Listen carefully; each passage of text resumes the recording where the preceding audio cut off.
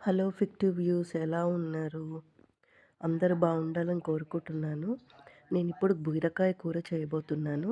ఇలా పీల్ చేసుకొని దీన్ని పక్కకు పెట్టుకోండి. వాటికి ఉల్లిపాయ, బీరకాయ ఇలా తొక్కుని పక్కకు పెట్టుకున్న ఈ తొక్కుతో నేను పికిల్ చేస్తాను. ఈ ముక్కలని ఇలా చిన్న చిన్నగా కట్ చేసుకొని దాని తర్వాత ఇవన్నీ ఒక బౌల్లోకి తీసుకోండి. అయితే నేనిప్పుడు దీన్ని వెరైటీగా వాటర్ తీసేసి చేయబోతున్నాను. చూడండి, ఇలా వాటర్ అంతా తీసేసి ఇలా బీరకాయని దీంతో కూర చేసుకుంటే చాలా హెల్త్‌కి మంచిదనమాట. సో, ఇలా తీసేసిన వాటర్ మీరు పారబోసేసేయచ్చు. ఇప్పుడు కొంచెం ఆయిల్ తీసుకొని నేను ఆలివ్ ఆయిల్ వాడుతున్నాను హెల్త్‌కి మంచిదని చెప్పి. పోపు దినుసులు. ఇప్పుడు నెక్స్ట్ కొన్ని కరివేపాకు యాడ్ చేసుకుంటున్నా. అండ్ ఎండుమిరపకాయ. ఇప్పుడు ఉల్లిపాయలు యాడ్ చేసుకుందాము. ఉల్లిపాయలు యాడ్ చేసుకొని ఒకసారి కలుపుకుందాము. దీంట్లో పసుపు యాడ్ చేసుకోండి. పసుపు యాడ్ చేసుకున్న తర్వాత కొంచెం జింజర్ గార్లిక్ పేస్ట్ యాడ్ చేసుకోండి. టేస్ట్ చాలా మంచిగా ఉంటుంది, ట్రస్ట్ మీ. సో నెక్స్ట్ బీరకాయని యాడ్ చేసేసుకుందాము. వాటర్ స్క్వీజ్ అవుట్ చేసేసిన బీరకాయ ఇది. దీంట్లో చాలా ఫైబర్ ఉంటుంది.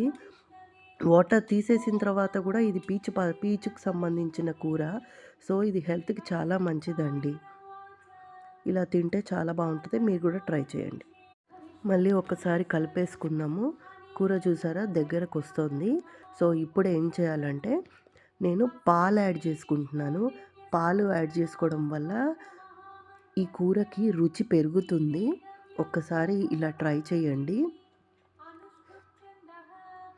దీంట్లో మళ్ళీ ఇలా కలుపుకోండి. ఎందుకంటే పాలు కలిపాం కదా, కొంచెం జాగ్రత్తగా చూసుకోవాలి. మూత పెట్టేసుకుందాం ఇప్పుడు. కూరని మళ్ళీ కలుపుకుందాం.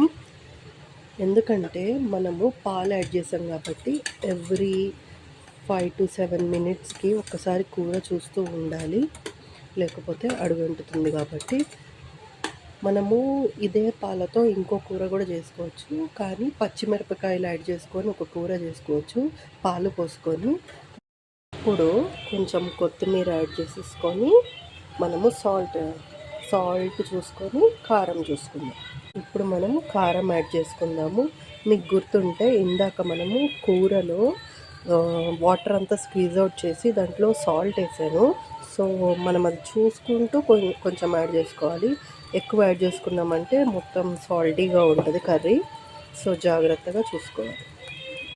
కలిపేసుకొని లో ఫ్లేమ్లో మనము మళ్ళీ ఉడికించుకుందాం. అయితే రెడీ అయిపోయింది అనుకుంటున్నాను. ఒక్కసారి కలుపుకొని చూస్తున్నాము. సో కర్రీ రెడీ అయిపోయింది.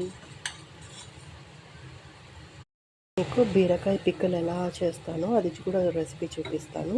ఒక్కసారి నా మోడల్ కూడా ట్రై చేయండి.